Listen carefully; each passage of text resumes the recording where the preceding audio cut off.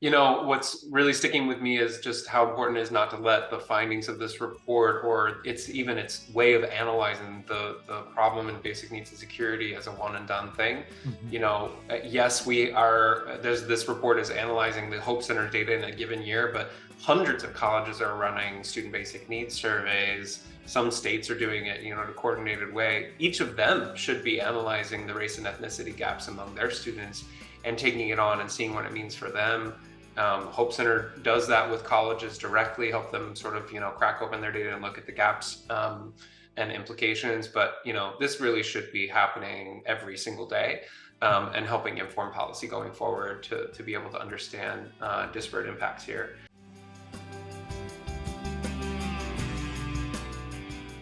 Hello, and welcome to Student Affairs Now. I'm your host, Keith Edwards. Today, we're discussing the report from the Hope Center on the implications of racial inequities on basic needs and security during the COVID-19 pandemic.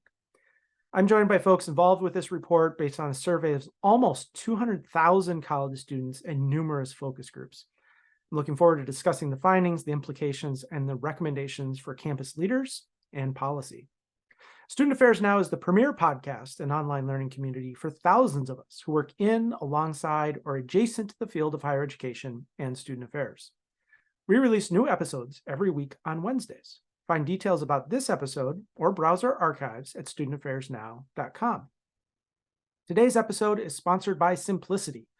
A true partner, Simplicity supports all aspects of student life with technology platforms that empower institutions to make data-driven decisions.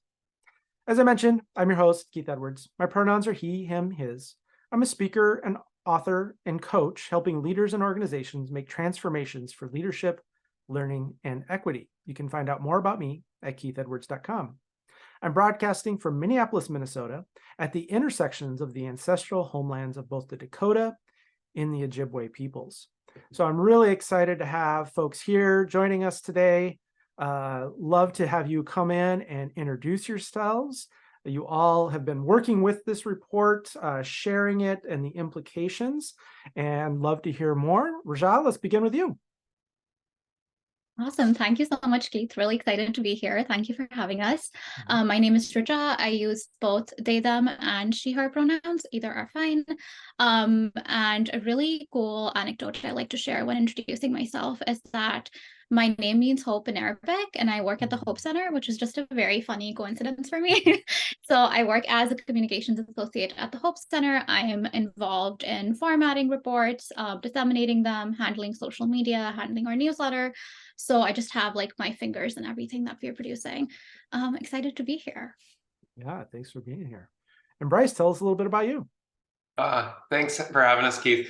Hard to follow Rjaa because I'm not sure that I bring hope into the conversation because I work in the area of policy. But named Bryce McKibben, and use he, him pronouns. I'm the Senior Director of Policy and Advocacy at the Hope Center. So I lead all of our work focusing on sort of what's going on in federal government and nationally across the country, which can be a little depressing sometimes when we're looking for more action from our policymakers. But always happy to uplift what's going on in the field of student basic needs and try to help us find solutions. Yeah, we've got hope and practical, and let's turn to Frank. Tell us a little bit about you. Hey, how you doing, Keith? Pleasure to be here. Frank Harris III, he, him, his pronouns. Have the pleasure of serving as a professor in the post-secondary education program at San Diego State. And I also co-direct the Community College Equity Assessment Lab at SDSU as well. And I've been involved in equity-centered research for well over a decade now. And so this work around basic needs and securities falls in line with a lot of our work on racial equity. We do some work that's focused on student health and wellness, mental health. And so this is all a part of a long research agenda to really to institutionalize equities in ways that are beneficial for our students and the institutions in which they are enrolled. Pleasure to be here. Thank you. Yeah. It's great to be with you all. Loved reading the report and some of the implications and some of the things noticed. But just for folks who are not as familiar, we'll share a link to it in the show notes so you can get it. And it came out about 2 months before this episode will air. So folks may have seen it and coming back to it. But Rjaa, first, help us understand how this research was done and some of the major findings from the results. Yeah, of course. So I feel like for me, the research report, while I was like designing it and also like just, involved in efforts to disseminate it, one thing that really like struck me was the fact that we shouldn't still be talking about inequity in 2023. Like we have advanced so much as a society, I feel like, but racial inequities continue to plague literally every aspect of our life, including college access. And I feel like a lot of the times we tend to think that, slavery and indigenous genocide that happened at the inception of like the United States, like that's all in the past, but those inequities and those justice issues, like they're still very much prevalent. And, one thing that really struck me was the fact that Black and Indigenous students continue to face like super high rates of basic needs insecurity at about 70%. So I feel like we love to throw numbers around in academia, but to me, it's just really concerning that 7 in 10 students who are Black and Indigenous face like food insecurity, housing insecurity, and so many other forms of basic needs insecurities. And I feel like, especially with the context of Thanksgiving coming up, I feel like we have this tendency to really like sugarcoat and whitewash our history and make it seem like it wasn't as bad. But, at the same time, critical race theory, education about that is continuing to get banned throughout the country. And we just really need to reckon with our history and really need to understand the implications of that continue to harm Indigenous and Black students as well as other brown students. So we found out like really high rates of basic needs insecurity among non-white student populations, as well as really high rates of mental illness amongst those people. Indigenous women are the most likely to face anxiety and depression while attending college. And, really need to understand that not only are they facing high rates of basic needs insecurity, they're also facing all of these intersecting challenges that make it so hard for them to remain in college and persist in college. And, we like to think of like the promise of higher education as something that's going to help people succeed and gain upward social mobility, but the reality is that's not the case for everyone. We're looking at a world where a college degree costs like around $60,000 to $70,000 per year, and that's at the lower end. That's just tuition, and that's more than what many families make in a year. And we're looking at students who don't have parental support to support themselves through college, who are employed throughout college to make ends meet. And, a lot of like, this delusion of capitalism and the American dream is that if you work hard, you're gonna eventually get there. But a lot of these students, they don't have the same starting point as so many white students, so many upper middle class students. So no matter how hard they try, they're going to continue to face really dire inequities. And I feel like that is just so, it should not be happening in 2023. It's like we are so beyond that point where like we need to understand like our history and then also connect it with what's going on in the present. Sadly, those issues, they're not only prevalent, they're actually getting worse as time goes by. And we see that even students who are employed, even they face like 70 to 80% of them are basic needs insecure. So they're working hard, they're trying their best, but the system is not designed for them. And I feel like that begs this bigger question of, is the system failing, or was the system built this way? Is it like operating as it was supposed to be? Because I feel like the system was very much designed to lock out Black and Indigenous students, and we are seeing that around us right now. And I feel like the system of higher education that's so profit driven, I feel like we need to do away with that. And we need to just figure out a way to center students and really make sure that we're supporting them the best. Yeah, So thank you for Frank. Oh, sorry, Keith. No, go ahead. I was just going to say Frank can obviously expand more on the methodology, but for me, it was just really heartbreaking to see all of these numbers. Yeah, and I'd love to hear, Frank, for more about the research and how it was done. Almost 200,000 students in the fall of 2020. So in the first 6 months-ish of COVID's impact, and some focus groups that happened even earlier than that. Tell us a little bit, and Rjaa highlighted some of the sort of big headlines, the big striking things. Tell us a little bit more about the research and some of the findings. Yeah, thank you. And thank you, Rjaa, for sort of, establishing the context and getting us going and really helping us understand that, despite all of the efforts and the supports that are in place, our students are really struggling, and the students who need the support the most, and perhaps the students who maybe have the most to gain, from access and completion of higher education are the ones that seem to be most vulnerable at this time, which is really concerning for all of us. In terms of the research, we know the Hope Center has a long history of doing work to really help elevate and illuminate institutional and policymakers' attentions around the prevalence of basic needs insecurities amongst college students in particular.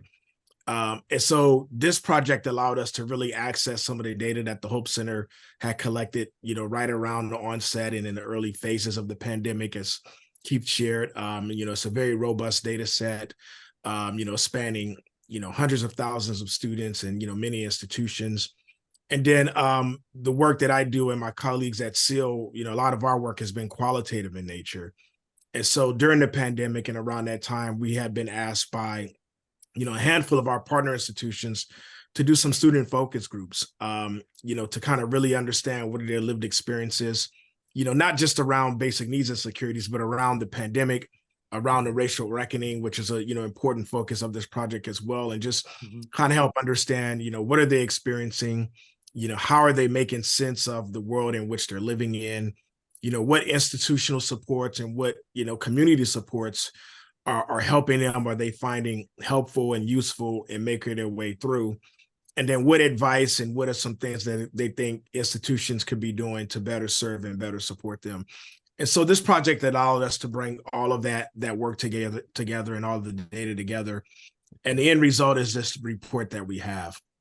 And, again, to Rjaa's point, one of the big takeaways for me is the incredibly complex and intersectional nature, of basic needs insecurities, right? It's the women of color, right? It's women who may be parents, it's students who may be a part of the LGBTQIA plus community, right? Which can exacerbate basic needs insecurities because of family dynamics.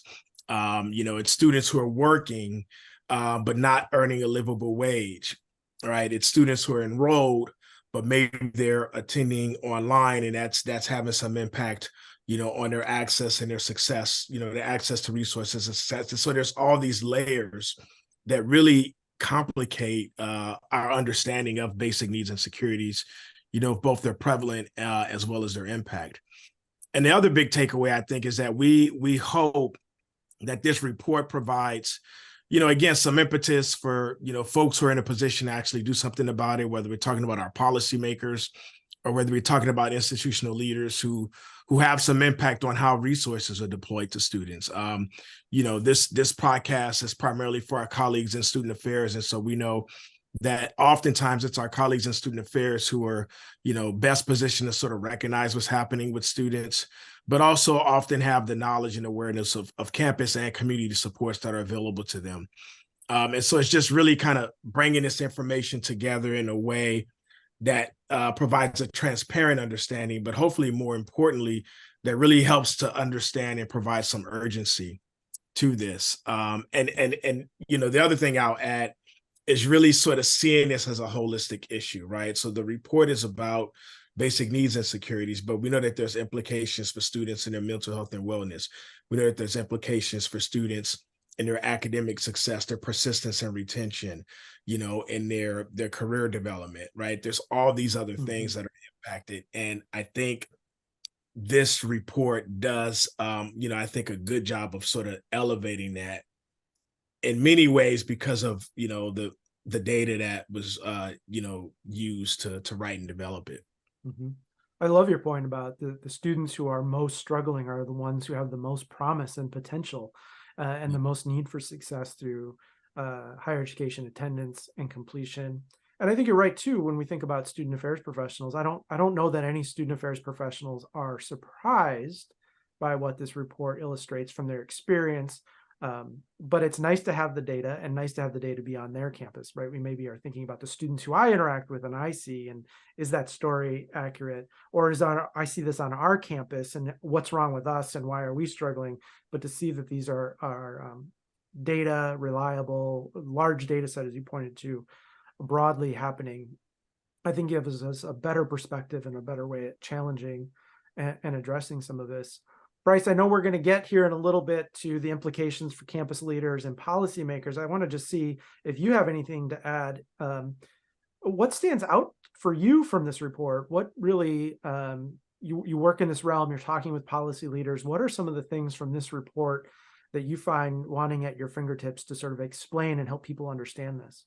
Yeah, I think Rjaa and Dr. Harris spoke to the larger implications much better than I could, but I just want to situate the context of the data too. I mean, this is a survey that's been run for about 10 years now from the Hope Center and from our predecessor, but also replicated by hundreds of institutions and even state agencies across the country.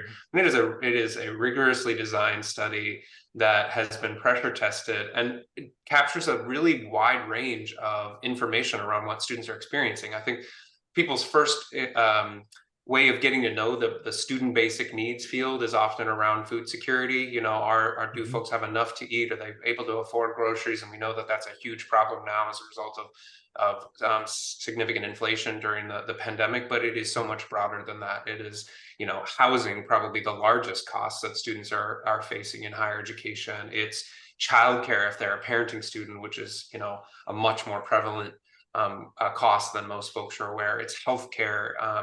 It's a huge range, and I think just to situate having reliable data in the context of a emerging pandemic, but then also the sort of post what now period, we saw this huge decline in students enrolling in higher education, in part because we had a pandemic going on, unprecedented circumstances.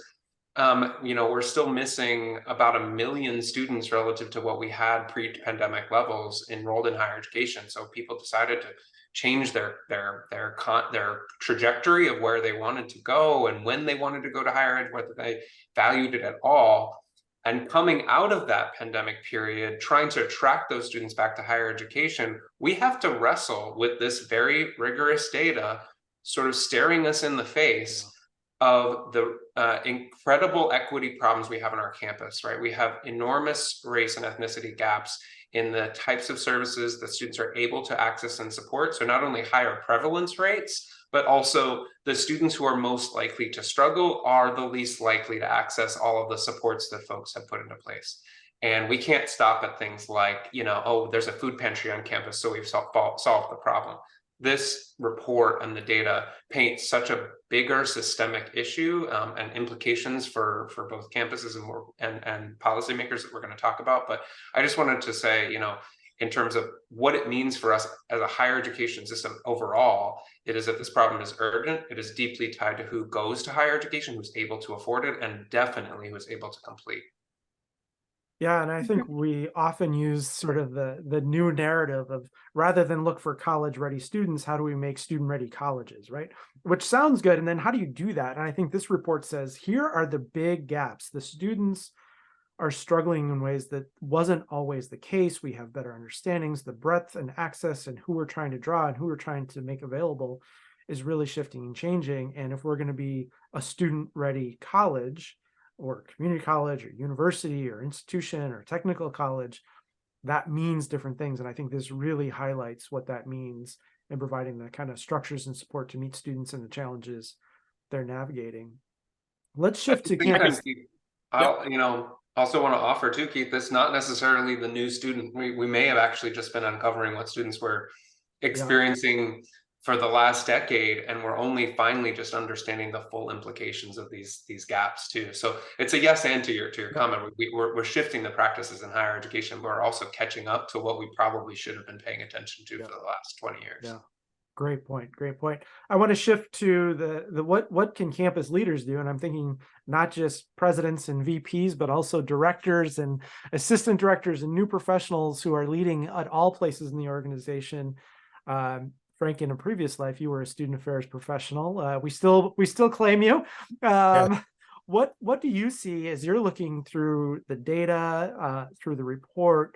What sort of stands out to you as something that really should draw the attention and that campus leaders should really be prioritizing to help address some of this?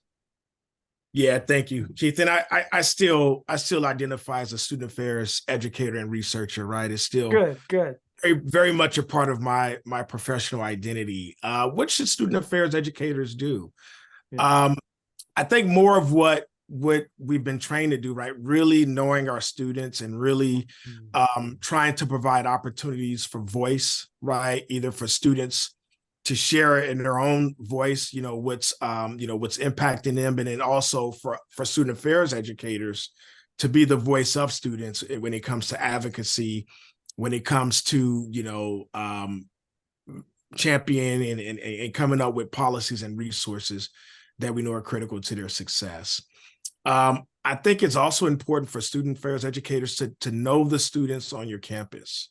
So this report, the great thing about it is that it, because of the data that's collected, it does capture, it's a pretty wide net in terms of who's represented. But what we also know is that, every institution is its own institution, has its own culture, has its own assets, and has its own liabilities in many respects, right? So understanding kind of how, a student who's at an urban community college that, maybe they're not, where there's no residential community, right? How they may be experiencing this and how that may be different from a student who's at, a rural four-year institution where there is a residential community, and how does that provide an opportunity to help students, and what challenges does that create in being able to identify the students who need the support the most? I think ongoing professional learning, right? As student affairs educators, we have to continue to commit to learning more about this, whether that means we're reading more, whether that means we're attending, conferences, webinars, and even more importantly is taking what we're learning and, sharing it with our colleagues, making sure that it's a part of the day-to-day operations and briefings that we have on a regular basis. We're talking about it in staff meetings. These are data-informed conversations, both in terms of, what data in a report like this might say, but even more importantly, what is our institutional data, saying to us? And by data, I don't mean just, sort of the traditional quantitative data. I'm talking about, any data that you can collect that provides some understanding of students' lived experiences. And then, the resources, making sure that the resources that are in place are actually effective, that they're reaching the students who need them, that they are, doing a good job of making sure that students get what they need from them. And that might mean doing something that we traditionally didn't have to do, right? Going into the classroom, perhaps partnering with our faculty colleagues who we may not identify as student affairs folks, right? But who may be well positioned to help identify students who may need support. Early alert systems. I know a lot of institutions have, early alert systems and ways of identifying students who may be struggling, really making sure that we understand, what those resources are on our campus, and making sure that if there are alerts, that those alerts get to the right people as soon as possible. So those are some things that immediately come to mind. I'm sure that there's more that can be said, but I think those are, when I think about where do we start, those 4 or 5 things are the things that immediately come to mind. I'm thinking about making sure that those resources exist. Yeah. Making sure that students know about them and that they're destigmatized is really coming to mind as I'm hearing you. Bryce, what sort of pops for you in terms of where should campus leaders be nudged here? Yeah, I mean, I think the implications for how you change institutional supports and practice, I mean, there are just dozens and dozens of them. But, at a larger level, that need to create a culture of care and inclusion for Black and Brown students has really never been more important. I think this data quantifies that, right? The larger context of this data is that we have legislation in 22 states attacking diversity, equity, inclusion. We have a Supreme Court, that has ruled against race-conscious admissions. We have record levels of hate crimes occurring across the country. This is a hostile environment for Black and Brown students right now. It is difficult to enter higher education and feel safe, let alone included in the daily activities of an institution. And this is a call to action for campus leaders to be able to recognize the larger context in which their students are trying to access higher education and succeed, right? So, at a very higher level, I think it calls on our campus leaders to message the importance of a fully diverse and inclusive environment on campus. That only when everyone has equitable access to the supports on campus and is feeling heard by their administrators, are students actually going to feel welcome to begin with. Right. Well, Rjaa, one of the reasons we like Hope so much is it reminds us that change is possible. Things can be different. Things can improve. What do you see as what folks who are on a particular campus can do to mitigate some of these racial inequities? And as Frank pointed out, these intersectional things around gender, around sexual orientation, around so many different things. Where would you like to nudge campus leaders? Yeah, I feel like this is such a great question, and Bryce and Dr. Harris have expanded on it super well. But one thing I would like to add is that there is a very big need for us to center student voices, because I feel like higher ed administration, it's pretty overwhelmingly white across the board, and the people who are making the decisions, they don't accurately represent the students who are actually experiencing these conditions that we're talking about. I feel like there's so many just multitudes of experiences when it comes to students, and I feel like there is a need to bring students to the table and treat them as the experts that they are. I know 2 or 3 years ago when I was in college, I was making $7.25 an hour working as a student worker. And that's the federal minimum wage. And I was talking to a student last week, and they told me that's what they make now. And that's not even enough to buy a meal on campus. So higher ed leaders, they need to understand that the realities of students today are they were always this way, as Bryce said. They need to understand that students they need help, and they need to be brought to the table. And they are experts in their experiences. I also feel like we need to expand the perception of basic needs. I feel like a lot of the times when people hear the word basic needs, they think of food and housing, as Bryce, I think, mentioned before. Digital access is a basic need. In this report, we found that, an overwhelming amount of students who are Indigenous don't have access to Wi-Fi or a computer. And, in today's world, especially in this pandemic era where everything is increasingly digital, like how do you expect students to access Zoom or like their online homework or Canvas and Blackboard when they don't even have a stable Wi-Fi or internet connection? Like they're literally not set up for success. And then mental health is another big one. As transphobia is rising, as Islamophobia is rising, anti-Semitism, anti-Blackness, like so many different isms are just intersecting with each other and making it so hard on our students. And anxiety and depression, the rates of those two are so high, and the mental health crisis is truly just bonkers right now. Like you're expecting students to deal with the pandemic and deal with hate crimes and deal with the pressure of going to college while also juggling work. There is so much pressure on them, and I feel like they need to be brought to the table and their experiences need to be centered. And I feel like they need to be treated as equals too, because a lot of the times, like while we're working in this space, there can be a tendency to speak over students or like regard ourselves as their like saviors, when in reality, students are perfectly capable of supporting themselves. We just need to make sure the system is better designed to support them. Yeah. And if I could just build on Rjaa's point really quickly too, listening to what the students are telling us through the data should inform what the campuses are doing. I mean, the survey data are showing very clearly that those who are struggling, who are saying, yes, I'm experiencing basic needs insecurity, they're not accessing campus supports. Like less than a third, generally speaking, of students who are saying, I am not having enough to eat, I'm having trouble putting a roof over my head, are actually being able to access anything to ameliorate those concerns. And so if we see racial equity gaps in the problem, we also need to make sure that the potential intervention, the thing we do to try to solve that problem, is also targeted to the students who are most at risk of experiencing the problem to begin with. And so far, it kind of seems like mostly campus leaders aren't thinking about that latter part. And there can be sometimes a tendency to blame students too for their own problems. I think in higher education, we often encounter the concept that, well, it's stigma that is the roadblock, that students just don't want to use the supports available, or they're embarrassed. That in the data actually show is not the most significant problem. That we shouldn't be blaming students for their own problem. It's actually that the supports and the resources are really hard to navigate, or they come with just buckets of red tape, or it's complicated. I mean, the most significant barriers are really informational. I didn't think I was eligible, or I didn't know how to apply. So if we really look at what the information is telling us, we need to make these resources simpler, easier to access.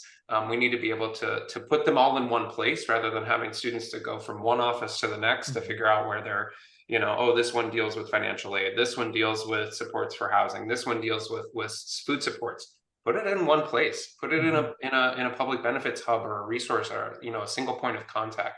These types of implications for campuses, based on what the students are actually telling us in the data, I think is such an important next step for our leaders. Yeah, and I think how do we shift from, hey, here's our offices, here's how we're organized, and teaching students how to navigate that? How do we get organized in a way that aligns with how students are navigating that college experience, particularly the students who are the most marginalized and in most need? If we can organize around them, it's going to work for others. And if I could, excellent points, all three of you make. If I could add to that, like if an institution knows a significant proportion of their student body is struggling, right? Struggling financially, struggling with basic needs and insecurities. Well, in some ways, I think there's some things that you can almost take sort of a universal design approach to this, right? Mm-hmm. Is there an opportunity, can we make parking free on campus? Do we really need to charge students to park, right?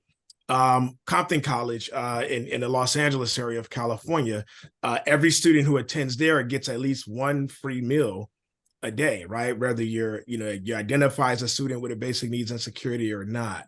I think there's certain things that institutions can do just as a matter of basic practice, and making it available to all their students, that will kind of help to address some of these barriers and concerns that I think Bryce did a great job of sort of the red tape and the bureaucracy that gets in the way of accessing, needed supports.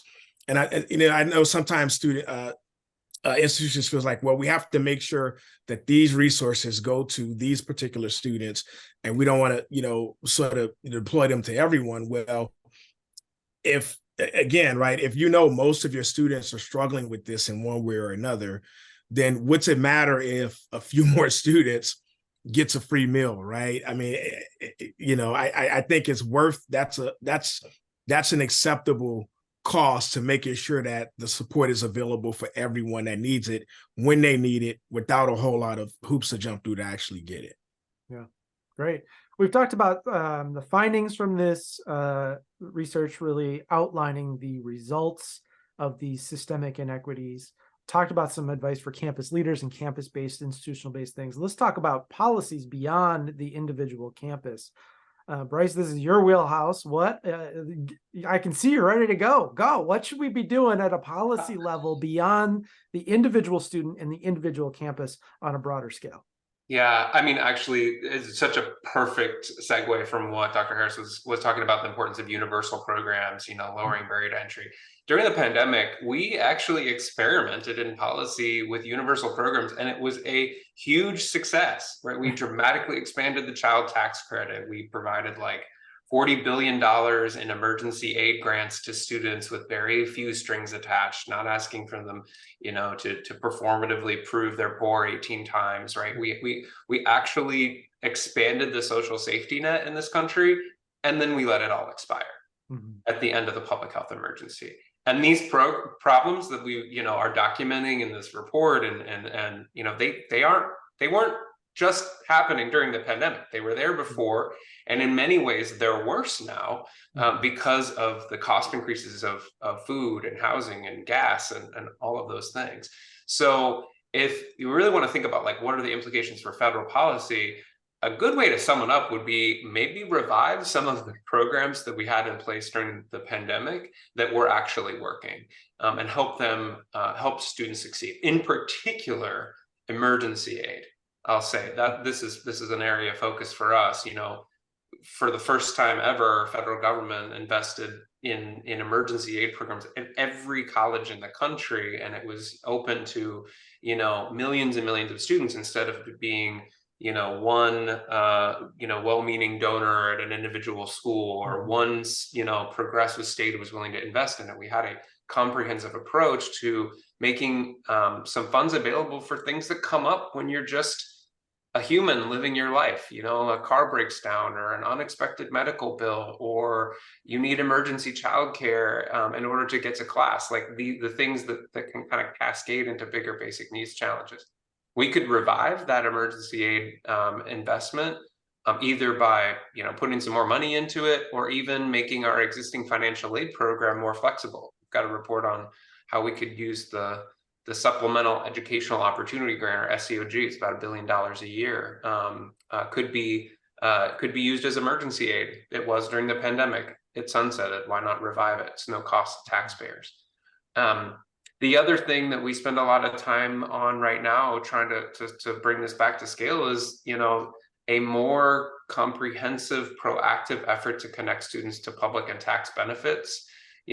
Just we were talking a few minutes ago that the take-up rate, the amount of students who are actually using resources available to them is very low, and in part because they are incredibly complicated. So let's put in place the supports to make that less complex and actually help students navigate the process, helping identify those who are already eligible for something like the SNAP program and getting EBT benefits,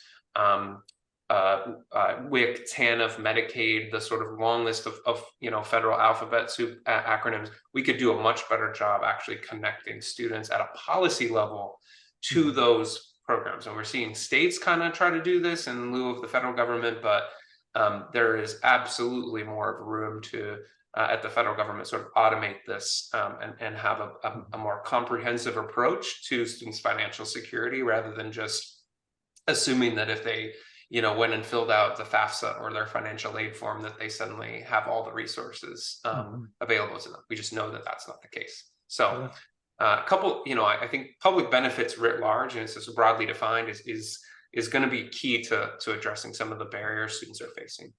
I love that you included both policy change and things that require legislation, and that's great. It can feel a little out of our locus of control, but also some things that campuses can do to connect students with existing things in their community at the state level, at the federal level, that maybe they're available, but just aren't connecting for a lot of the reasons that you pointed to. Rjaa, what are you seeing? What are some of the implications beyond the campus context that you'd like to suggest?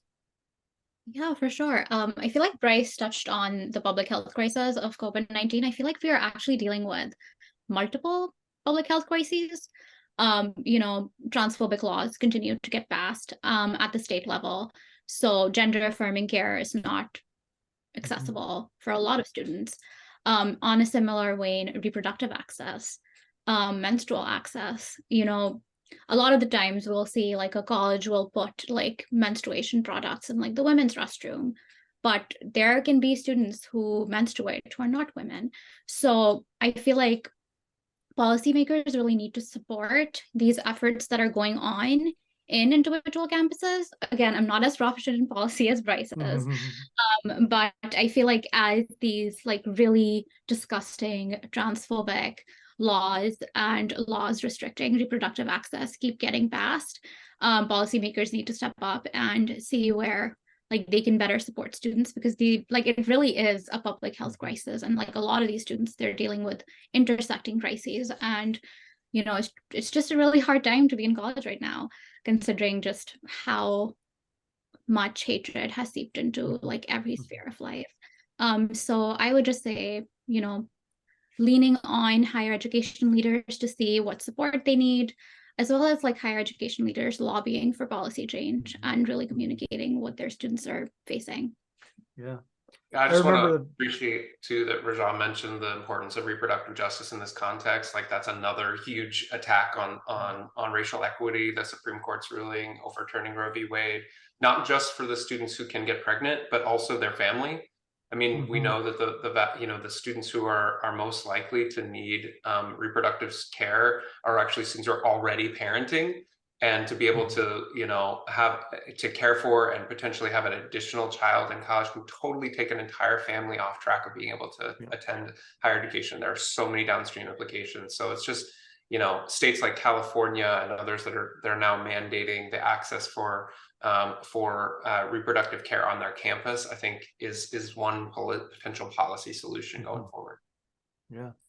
I'm just reminded of so many things pressing on us, right? This was sort of done in the time of COVID and racial reckoning and the aftermath of George Floyd's murder here in Minneapolis, where I am. And then we've added on it transphobic laws, we've added on DEI bans, we've added on it Islamophobia and anti-Semitism, we've added on so many different things.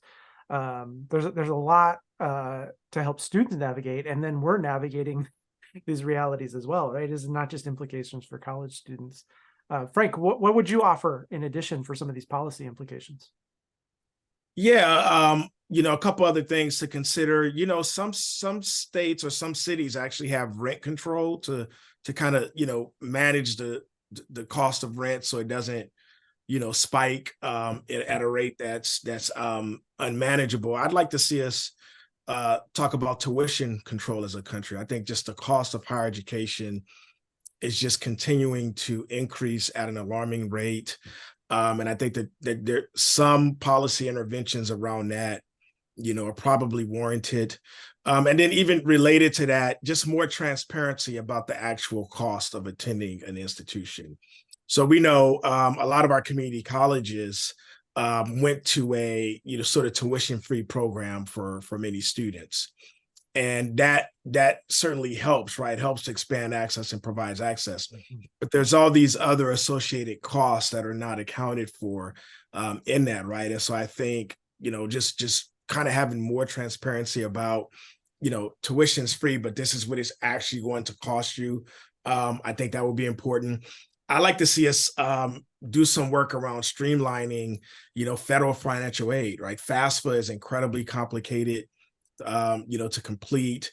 And so some legislation or some intervention that makes it easier for students to apply for and access federal aid, I think would be good. I think we still need to do more around increasing the Pell Grant, right? Which when the Pell Grant was originally instituted, the whole idea was that it would cover the full cost for most students, right? And we know that it only covers a fraction of the cost because of many of the things that we've been talking about.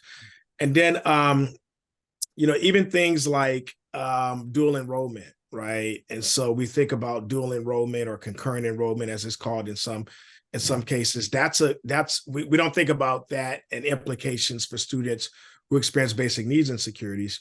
But one thing we know is that if students can get a head start into taking college coursework, right, it can build their confidence. Students could actually transition to college with some coursework completed.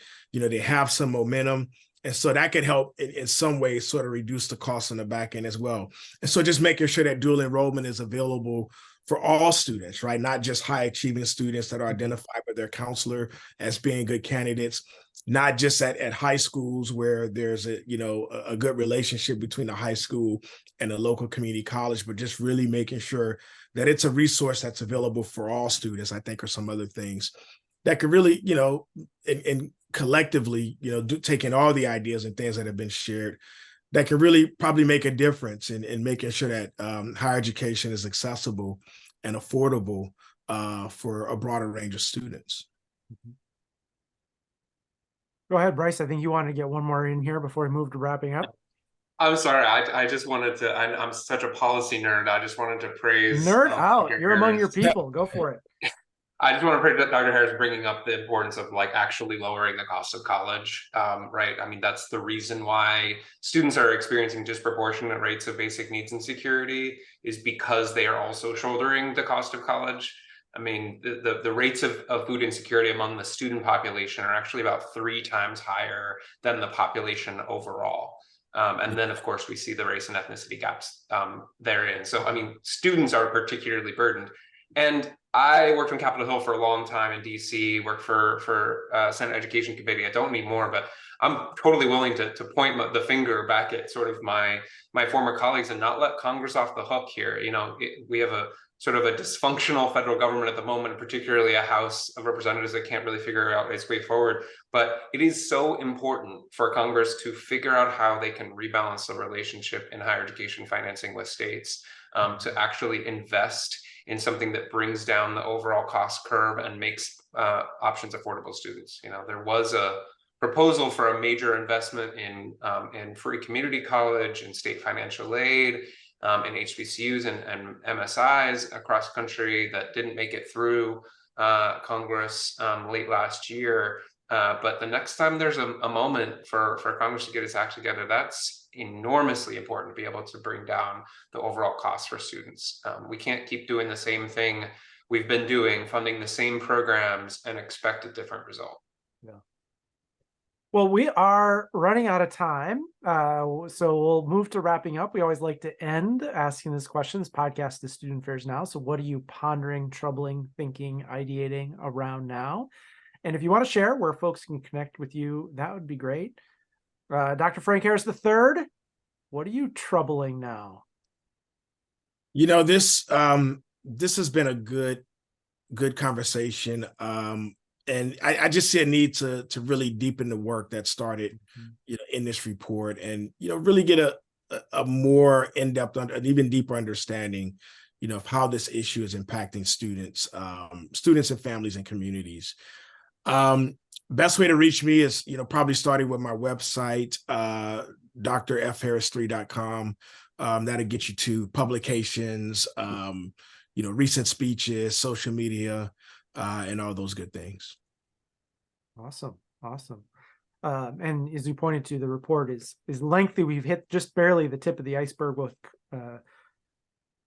include a link to it in the show notes. So thanks for pointing to that. There's a lot more to dig in here, a lot more depth than what we've been able to get to in this brief conversation. Rjaa, what would you like to offer that you're troubling now? Yeah, I feel like there's just so much going on in the world. I'm smiling about it, but there's just like transphobia, homophobia, racism, and then Thanksgiving. I said it earlier, but I just hate this holiday, like how we're just sugarcoating the fact that this country was built on genocide. So a lot of things to think about, a lot of things to do, but I feel like the fight is ongoing, and I'm glad that there are amazing activists and fighters amongst us who are willing to do the work, like Dr. Harris and Bryce and yourself, and so many people who would be listening to this. So that makes me happy. Best way to reach me is by email. It's actually super easy. No one else has my name. So my email is rjaa@temple.edu. So if you have any questions, feel free to reach out. Any questions about the Hope Center's publications, any other questions, that is the best way to reach me. Super simple. How about you, Bryce? What are you troubling now? What's really sticking with me is just how important it is not to let the findings of this report, or its way of analyzing the problem in basic needs and security, as a one and done thing. Yes, this report is analyzing the Hope Center data in a given year, but hundreds of colleges are running student basic needs surveys. Some states are doing it, in a coordinated way. Each of them should be analyzing the race and ethnicity gaps among their students and taking it on and seeing what it means for them. Hope Center does that with colleges directly, help them sort of, crack open their data and look at the gaps and implications. But, this really should be happening every single day and helping inform policy going forward to be able to understand disparate impacts here. You can reach me either on Twitter. I'm never going to call it anything else other than that, at B McKibben, or Bryce.McKibben at temple.edu. I'm happy to be in conversation with everybody, and thanks for having us, Keith.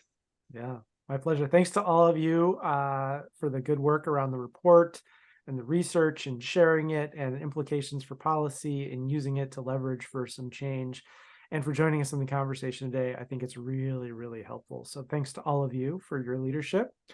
And thanks also to our sponsor of today's episode, Simplicity.